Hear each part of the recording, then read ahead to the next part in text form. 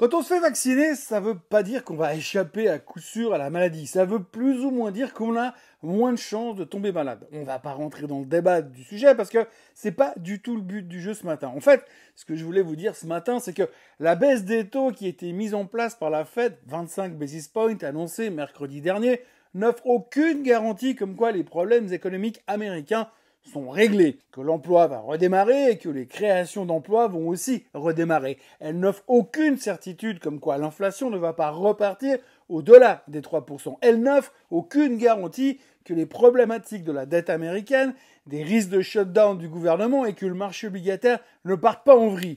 La baisse des taux offre juste la possibilité éventuelle d'offrir de l'argent un peu moins cher pour ceux qui auraient besoin de se refinancer via le crédit. Et encore, c'est même pas sûr. Et puis il y a aussi bien sûr le fait que quand les taux directeurs baissent, les marchés actions, ils adorent ça parce qu'on sait que mécaniquement, ça fait monter les actions puisque les gens fuient les rendements obligataires qui sont censés baisser en parallèle.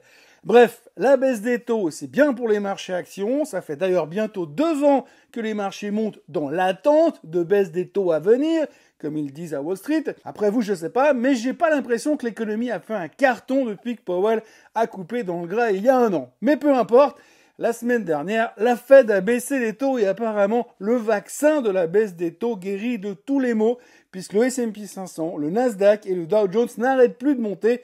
Et je ne vous parle même pas du SOX. Merci Nvidia et merci Intel. Par contre, le 10 ans américain est à 4,13, plus personne n'en veut. Mais tout va bien bien sûr, puisque l'écran de fumée fonctionne parfaitement. Bienvenue dans ce Swiss Bliss, je suis Thomas Bayet et nous sommes le 20 septembre 2025.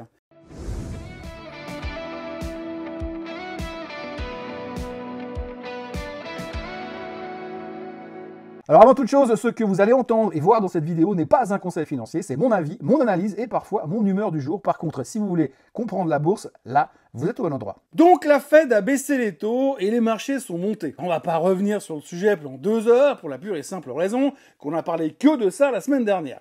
Les marchés ont aimé la nouvelle et ils ont continué de monter. Rien ne peut arrêter la hausse des marchés qui sont totalement indestructibles et concentrés uniquement sur les bonnes nouvelles et le fait que la Fed va encore baisser les taux.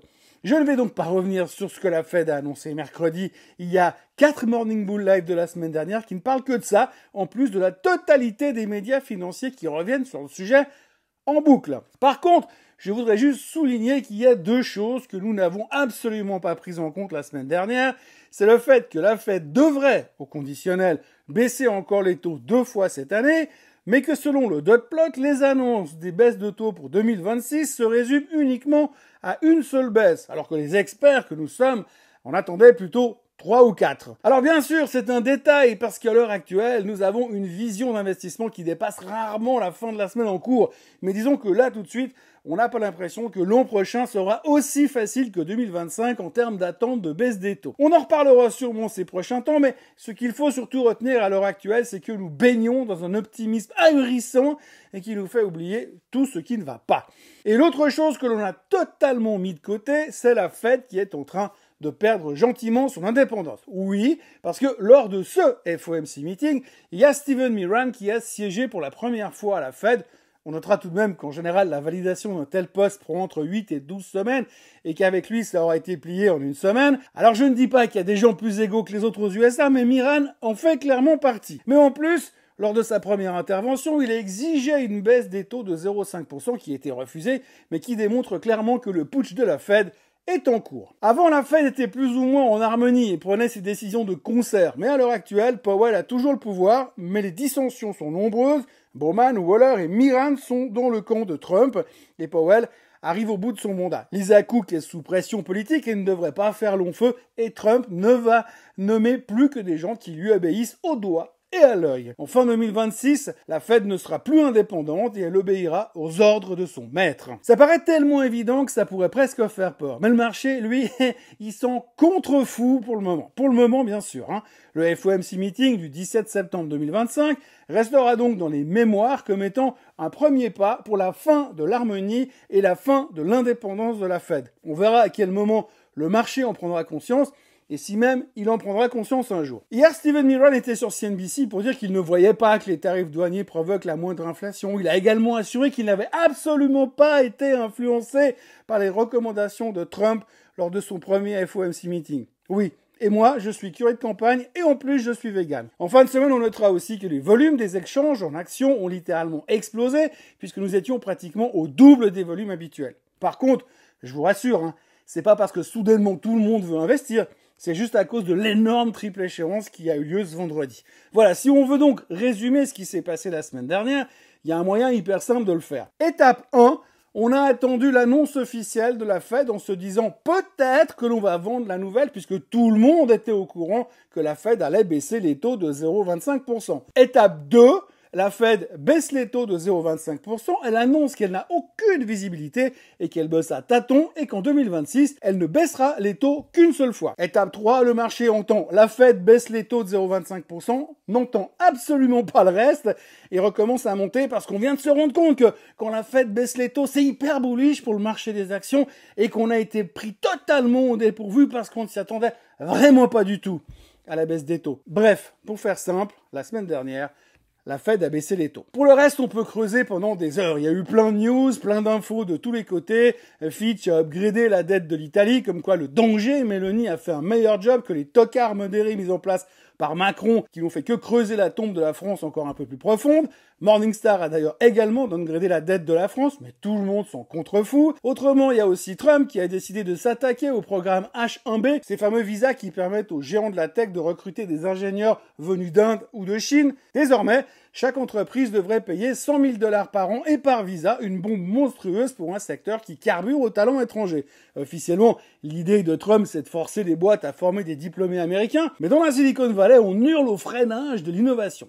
Dans le graphique qui s'affiche, vous pouvez d'ailleurs voir qui sont les boîtes qui sont concernées par ce nouveau coup de génie du leader maximo américain. Amazon, Microsoft ou Meta, qui comptent des milliers de salariés sous H1B, sont directement dans le viseur. Et pendant que Wall Street sanctionne déjà les sociétés dépendantes de cette main-d'œuvre, les juristes se demandent si la mesure est peut-être même pas forcément légale. Autre petit détail qui est passé sous silence à Wall Street, mais qui en dit long sur le régime en place à Washington, c'est l'interdiction d'antenne de certains talk-shows américains. Et quand je dis certains, c'est surtout ceux qui disent pas que du bien du président Trump. Jimmy Kimmel, l'animateur qui se moquait de Trump, a été suspendu par ABC après un monologue qui n'a pas plu aux conservateurs suite à l'assassinat de Kirk il y a quelques jours.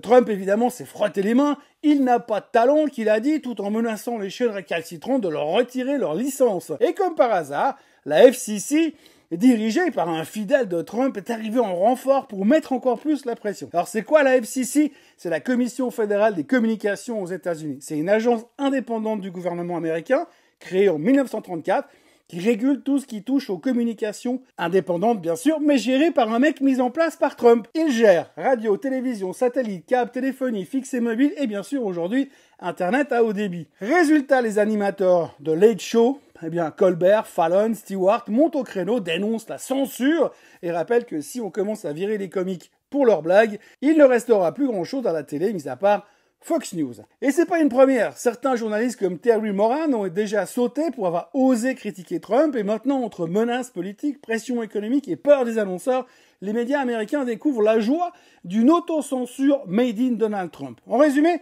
si on rigole un peu trop fort de la Maison-Blanche, c'est directement la porte. C'est ça la nouvelle définition de la liberté d'expression américaine version 2025. Alors bon, je ne suis pas censé faire politique, mais le mécanisme est connu dans l'histoire. Quand on commence à virer des humoristes ou des journalistes pour ce qu'ils disent, c'est jamais juste une anecdote, c'est souvent le premier domino d'un système beaucoup plus sombre. Alors vous me direz que ça n'a rien à voir avec la finance, et c'est vrai, mais disons que c'est pas forcément une bonne nouvelle quand les gouvernements se mêlent de tout, un peu partout, et tout le temps.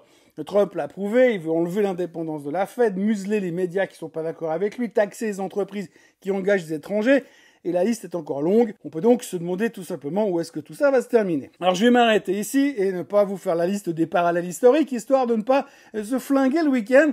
mais je vous recommande quand même de checker un petit peu. Pour le reste, on retiendra aussi que ça a l'air de se détendre du côté des relations sino-américaines. Depuis des mois, TikTok est la patate chaude entre Washington et Pékin. Trump veut à tout prix sortir l'app du giron chinois sous prétexte de sécurité nationale, mais surtout pour montrer ses muscles comme Macron quand il fait de la boxe.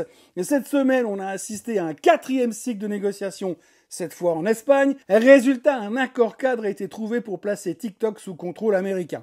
Trump s'est empressé de vendre ça comme une victoire, tweetant que les jeunes seront contents. TikTok, ça reste de la merde en version média, mais les jeunes seront contents et il n'y a que ça qui compte. Vendredi, Trump a eu un coup de fil productif avec Xi Jinping pour valider les avancées. Officiellement, tout le monde est d'accord pour avancer. Officieusement, Pékin temporise.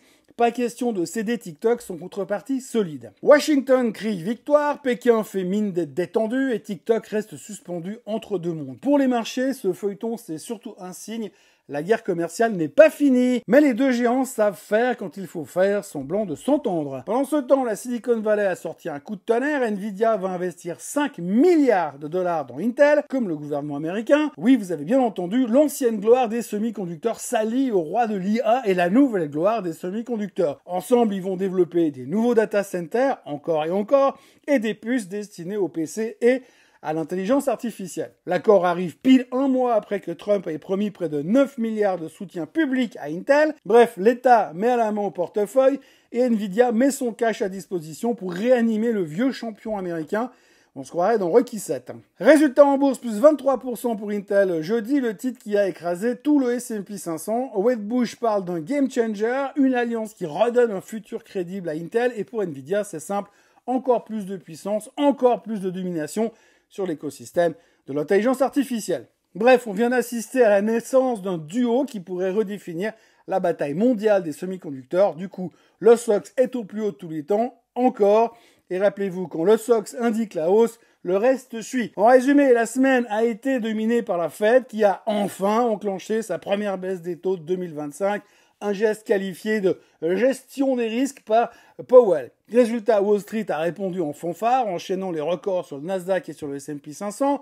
Côté géopolitique, Trump et Xi ont offert au marché une parenthèse de réconciliation avec un accord cadre sur TikTok et des signaux d'apaisement sur le commerce et même sur l'Ukraine. De quoi alimenter l'idée que la guerre commerciale peut être suspendue, au moins le temps de faire grimper les indices. Et ça, même si Poutine continue de provoquer tout le monde en survolant les pays de l'OTAN avec des drones et des Sukhoi. Dans la tech, Nvidia et Intel se marient dans un mariage arrangé, et pendant que les projecteurs étaient braqués sur la Fed et la géopolitique, les big caps américaines ont fait le job, Tesla dopé par les achats de Musk, Apple qui cartonne avec l'iPhone 17, et FedEx qui surprend avec de bons résultats. Bref, des mastodontes qui continuent de tenir la baraque, et rassure les investisseurs. Donc, on bat des records. Du côté suisse, on notera que le PPI suisse a reculé pour le 4e mois consécutif, pharma moins cher et hydrocarbures plus cher. Et quand on août, la balance commerciale s'est contractée, 3,9 milliards de francs suisses contre 4,2, impactée par la nouvelle politique douanière américaine. L'industrie des machines et l'horlogerie souffre particulièrement. Quelle surprise! Les exportations horlogères ont chuté de 16,5% à 1,64 milliards de francs suisses. Les livraisons vers les USA dévissent de près d'un quart, après le bond de 45% en juillet. En résumé, les USA sont au plus haut, le SMI ne faut rien et zone autour de la moyenne mobile des 200 jours. Le CAC refuse de casser les 8000 avec son pays gouverné par des gens que personne ne veut et un clone de leur président qui va faire son discours à l'ONU pour reconnaître la Palestine cette semaine. Et le DAX traite dans un range de 600 points, ce qui est très étroit depuis le 2 septembre. La Banque d'Angleterre a maintenu son taux directeur à 4%, malgré une activité économique au ralenti. Elle joue la carte de la prudence face à une inflation élevée. Elle annonce un ralentissement de son écoulement de bons du Trésor pour tenter de calmer le marché obligataire. Et le Japon n'a plus de gouvernement, et il paraît que c'est tendu sur le marché obligataire aussi. Les indicateurs techniques indiquent que c'est suracheté, la VIX indique que c'est suracheté tellement elle est dans le coma, et l'indicateur Greed and Fear est dans la zone Greed is good. Mais tout va bien, la Fed a baissé les taux, va les baisser encore, et vu qu'on monte grâce à ça depuis 2 ans, il n'y a pas de raison que ça change. Si on regarde les performances de la semaine, on verra que le semi-conducteur a pris 3,84%, ça c'est grâce à Intel. Bien sûr, le Nasdaq suit aussi grâce à Intel et Nvidia, etc., etc. Le S&P 500 plus 122%, ça rigole dans tous les sens aux États-Unis. La Chine se maintient au même niveau qu'avant, le Nikkei grimpote, et puis autre autrement, vous avez le DAX qui perd 0,25%, le SMI qui perd 0,6%, le CAC qui grimpe de 0,36% parce qu'effectivement, tout va mieux du côté français. Sur le SMI, c'est l'UBS qui prend le pompon cette semaine, plus 3,62%, on va en reparler. Le JTech qui a été upgradé par la même UBS, et puis après le Lux qui stabilise, Roche qui a annoncé des bonnes nouvelles, Novartis qui a annoncé des bonnes nouvelles. Alors Novartis qui, ça n'a pas forcément été fêté les bonnes nouvelles, mais elle était quand même positive, même si le titre perd 1,09% sur la semaine. Sonova qui perd 1,26% alors qu'elle quitte le SMI, sauf erreur. Et puis vous avez Amrise qui perd 7,15%. Alors aucune nouvelle sur Amrise spécifique, mais par contre il semblerait que on attendait beaucoup plus quand elle est venue en bourse, et que finalement aujourd'hui il y a des réajustements de prix. Donc on cherche le bon prix pour Amrise, mais pour l'instant, il semble être un peu plus bas. Du point de vue technique, voici le SMI. Alors le SMI, ça va être vite fait. Vous voyez qu'on est dans cette... toujours, je vous le disais avant, on tourne autour de la moyenne mobile de 100 jours. On essaye, on monte, on redescend, on bricole vraiment autour de cet axe. Si on devait pouvoir le dessiner aujourd'hui, ça donnerait quand même un axe qui passe autour de ça. Et vous voyez que pour l'instant, on fait des micmacs tout autour. Heureusement qu'on peut faire des trucs comme ça. Donc aujourd'hui, pour l'instant, le SMI consolide à ce niveau-là. Ce qu'on notera derrière, c'est qu'on a cette tendance de fond qui passe par là, qui devrait nous offrir un certain soutien. D'accord. On voit qu'on n'a même pas réussi à s'en approcher l'autre jour. Et on a cette résistance au-dessus des 12 400 qui nous empêche pour l'instant d'aller plus haut. Il va falloir des catalystes. Je ne sais pas d'où il va venir, mais aujourd'hui, les catalystes sont quand même extrêmement maigres sur le marché suisse en ce moment. Le S&P 500, ça se passe de commentaires. La tendance est toujours là. On ne va pas contre le trend. Ça continue de pousser à la hausse. Donc, vous voyez que pour l'instant, ça a presque même l'air de vouloir accélérer. Mais regardez, attention quand même. Regardez les indicateurs, on est méga suracheté sur les indices. Il faut quand même se méfier. Ça peut quand même à un moment donné donner lieu à quelques peut-être prises de bénéfices. Je ne vais pas parler de correction ni de crash parce que c'est extrêmement mal vu en ce moment, mais néanmoins, on est quand même très haut. Le Nasdaq, c'est encore pire. Vous voyez l'accélération finale en fin de semaine. On termine à 24 626 points sur le Nasdaq. On pourrait, allez, si on veut être vraiment fou, on pourrait trouver des canaux haussiers qui passent par là et qui pourraient nous générer un espèce de résistance dans la zone des 25 000 sur le Nasdaq 100, mais il n'y aura pas besoin de chercher plus loin. Juste psychologiquement, les 25 000, ce sera un niveau difficile à franchir. Le SOX, vous voyez là aussi, je vous parlais le jour de la résistance. La semaine dernière, on parlait de cette résistance. La résistance, elle a pété. Ça, c'est clairement dû à ce qui s'est passé sur Intel la semaine dernière. Donc aujourd'hui, on a 6232. C'est la porte ouverte à toutes les fenêtres. On a laissé des gaps dans tous les coins sur le SOX. Alors pour l'instant, c'est extrêmement bullish.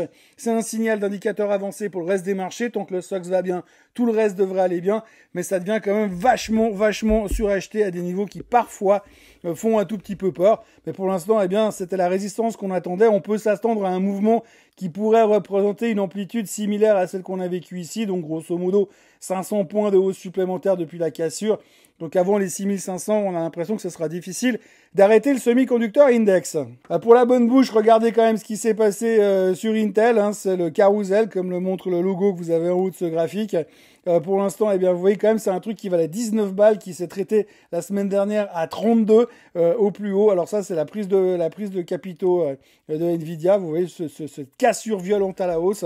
Donc voilà, Intel est de retour et puis tout le monde est super bullish parce que c'est un game changer sur Intel. Le CAC 40, je vous avais pas menti, hein, on n'arrive pas à casser les 8000. Et évidemment, la France n'a toujours pas de gouvernement qui tient la route puisque, mis à part un Premier ministre qui ressemble à son président, on n'a pas grand-chose d'autre. On a essayé d'aller chercher la dernière résistance, mais vous voyez qu'on a échoué 2 fois durant la semaine. Le CAC son gros challenge, ce sera de casser les 7960. Enfin, il y a les 8000 pour être gentil, pour dire il y a vraiment quelque chose qui a changé. Mais franchement, si on regarde qu'au niveau de la politique, il n'y a rien qui va changer. Au niveau fondamentaux, c'est toujours le même problème. Il faut heureusement, ce qui sauve la France, j'ai envie de dire aujourd'hui, c'est que la plupart de ces big caps ne sont pas impliqués directement par ce qui se passe en France, en tout cas politiquement parlant. Le DAX qui aussi péniblement au milieu de nulle part pour l'instant. Vous voyez, 600 points de range. Là, on essaie de trouver... Il y a une petite exagération au début de semaine, mais finalement, j'ai envie de dire, ça serait peut-être même moins que 600 points de range. Le DAX se traîne pour l'instant et cherche des justifications pour réintégrer son canal ascendant qui passe par ici. Hein. Et pour l'instant, c'est un petit peu difficile et c'est très mou sur ce qui se passe en Allemagne. Le pétrole, c'est ça va, ça vient, tu sais pas où tu vas, en haut, en bas. Donc pour l'instant, on voit que le pétrole est vraiment dans un range latéral avec un support en bas à 61,47 et une résistance technique à 65,73. Ça aussi en fonction des déclarations de la Russie, des histoires avec l'Ukraine et des déclarations éventuelles de l'Arabie Saoudite. Pour l'instant, franchement, pas grand-chose à dire, mais à surveiller. Hein. Une cassure en bas des 60, en dessous des 61 serait inquiétante pour le baril qui pourrait facilement redescendre à 55. Et une cassure à la hausse qui paraît assez utopique pour l'instant, ce serait 70,36. En attendant, ceux qui veulent jouer le range, rachetez à 61,60 et vendez les positions, on va dire, autour de 65. L'or, alors, sur l'espace de commentaires, hein, c'est toujours la même chose. À chaque fois, on se dit, ouh là là, c'est suracheté, il faudrait peut-être commencer avant. Bah non, ça continue de monter. Alors, on va pas perdre de longues minutes en conjecture là-dessus. Et j'ai fait une vidéo que vous trouverez sur le lien est en description en bas de cette vidéo. Donc, j'ai fait une vidéo qui parle de l'or, justement, qui s'appelle Il est l'or, Monseigneur. Et donc, vous verrez un petit peu ce qu'il en est. Ça parle de ça pendant une douzaine de minutes. Et ça permet de mettre au point la situation des orifères et de l'or en général en ce moment. On passe maintenant aux vedettes de la semaine et clairement la vedette de la semaine c'est l'UBS. En Suisse, il faut savoir qu'on adore les banques, elles sont notre fierté, notre vache sacrée et disons-le franchement, un peu notre assurance vie économique. Et puis il y a l'UBS, le mastodonte qui pèse plus lourd que tout le PIB du pays qui a déjà failli nous envoyer tous au tapis en 2008. Sauvé par le Conseil fédéral qui avait sorti le chéquier de l'État comme on sort une bouée de sauvetage dans la tempête. L'UBS, avec qui on a offert le Crédit Suisse avec la complicité du Conseil fédéral et de la FINMA, il y a un peu plus de 2 ans. Aujourd'hui, le film recommence, pas la crise, mais le bras de fer. Sergio Ermotti, le CEO devenu pompier, après le rachat forcé du Crédit Suisse, se retrouve à batailler avec le Conseil fédéral. Rien de moins. Parce que Berne veut imposer des règles de capital supplémentaires à l'UBS, traduction plus de coussins financiers, pour éviter un nouveau too big to fail à la sauce helvétique. Et là, surprise, l'UBS fait la gueule. Ermotti explique, presque l'air refoncé, que c'est un peu trop, que ça les pénalise face à la concurrence américaine et que si la Suisse insiste, eh bien l'UBS pourrait carrément déménager son siège aux États-Unis. Oui, la plus grande banque suisse menace de plier bagages direction le pays de la liberté, l'Amérique de Donald Trump. UBS, Union de banque suisse à la base quand même. Hein. L'histoire, Union de banque, c'est quoi? Union Bank of States, why not? Les enjeux sont donc énormes. Pour la Suisse, perdre l'UBS, c'est comme si Rolex annonçait qu'elle fabriquera désormais ses montres depuis la Chine. Symboliquement, économiquement, psychologiquement, ce serait un séisme. Mais pour l'UBS, rester en Suisse avec une laisse réglementaire toujours plus serrée, c'est se tirer une balle dans le pied, alors que les géants de Wall Street, eux, ils jouent avec des règles bien plus souples et beaucoup plus de capital disponible. On peut donc, j'ai envie de dire, largement comprendre qu'Ermotti ne soit pas content de jouer avec les mêmes règles que les autres.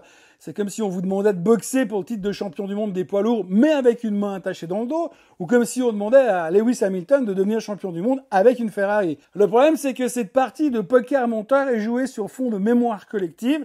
Les Suisses n'ont pas oublié qu'en 2008, c'est le contribuable qui a sauvé l'UBS, ni que le Crédit Suisse a explosé en vol en 2023, laissant encore une fois l'État jouer les garants. Alors oui, Berne a envie d'imposer un carcan plus strict, et franchement, sur un certain point, c'est difficile de les blâmer. Mais par contre, alors attention, parce qu'à force de vouloir sécuriser à tout prix, on risque de faire fuir l'acteur principal de la pièce.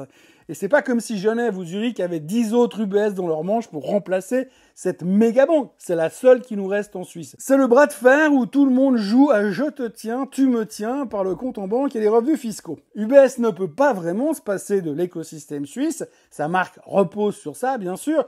Et la Suisse ne peut pas se permettre de voir sa plus grosse banque filer sous d'autres cieux. Alors chacun joue son rôle, Berne menace de réguler plus fort, UBS menace de partir, une danse grotesque où au final il faudra trouver un compromis, parce que si la Suisse perd UBS, c'est pas seulement une banque qui s'en va, c'est un morceau de son identité. Et le challenge de tout ça, c'est de voir qui de Karin Keller-Souter et d'Ermotti va céder en premier, et perso, je ne parierai pas sur Ermotti, et d'ailleurs, les marchés ont adoré l'idée de voir l'UBS partir au States, puisque c'est ni plus ni moins que la meilleure performance du SMI cette semaine. SMI dont l'UBS ne fera plus partie quand son siège sera à New York. Le graphique de l'UBS se passe de commentaires également. Vous voyez que l'accélération finale de cette fin de semaine, eh bien, c'est dû à la nouvelle dont on vient de parler.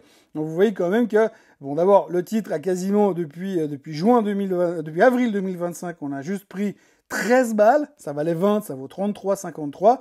Donc ça cartonne au niveau de l'UBS, rien à dire au niveau des actionnaires, et on voit que visiblement ils seraient plutôt contents par une évolution de l'UBS qui pourrait partir aux États-Unis. En tout cas, difficile de trouver des points de résistance sur l'UBS, puisqu'il faudrait remonter à bien des années en arrière. Et je crois qu'on parle plus de la même banque de toute façon. Monte Rosa Therapeutics a signé un accord stratégique avec Novartis autour d'une cible non dévoilée et de 2 programmes potentiels. La biotech américaine mettra à profit son moteur d'intelligence artificielle et de machine learning pour développer de nouveaux agents thérapeutiques. Novartis obtient une licence exclusive et prendra en charge le développement et la commercialisation. Le deal prévoit un paiement initial de 120 millions de dollars. À terme, Monte Rosa pourrait encaisser jusqu'à 5,7 milliards en paiement d'étapes et de redevances. Alors ça n'a pas changé grand-chose au niveau du graphique, qui souffre toujours du downgrade de Goldman Sachs. Et vous voyez que pour l'instant, on a essayé d'aller chercher le plus bas. Je disais la semaine dernière que moi j'aurais bien voulu la voir revenir sur les 95 pour la racheter. On a un petit gap qui est resté à 94,86. J'aurais bien voulu qu'on aille jusque là pour jouer de nouveau ces effets de range où on voit que les supports et les résistances fonctionnent surtout bien. À surveiller quand même, ça ne veut pas dire qu'on va pas y retourner la semaine prochaine. Affaire à suivre, enfin moi je serai acheteur sur le niveau des 94. Allez, 95 pour pas pinailler sur Novartis pour essayer de jouer un rebond. Et pour l'instant, l'annonce de cette semaine n'a pas changé grand-chose. Roche va racheter 89 Bio, biotech américaine spécialisée dans les maladies hépatiques et cardio-métaboliques. L'acquisition vise surtout le pegozafermin, un traitement prometteur contre la MASH en phase clinique avancée. Roche estime que ce médicament pourrait devenir la meilleure option pour traiter la stéatohépatite liée à l'obésité. Le deal valorise 89 Bio à 2,4 milliards de dollars, montant qui pourrait atteindre les 3,5 milliards avec clause conditionnelle. La transaction, déjà validée par les 2 conseils d'administration, devrait être finalisée fin 2025. Le bon Roche, vous voyez qu'il a rebondi tout simplement sur la moyenne mobile des 50 jours. Donc on peut espérer un retour en direction des 273. Mais cette annonce n'a pas changé grand-chose non plus. Le SMI était quand même relativement mou cette semaine. Dans la série Destruction de la semaine, je voudrais SIG. SIG Group s'est effondré de 30% en bourse, retombant sur ses plus bas historiques. Le groupe d'emballage a abaissé ses objectifs, annoncé une restructuration lourde et suspendu son dividende, une première depuis son introduction. L'histoire est cruelle. Après avoir profité de la pandémie et parié gros sur le rachat de Cholet IPN, SIG se retrouve avec un endettement massif et des synergies fantômes.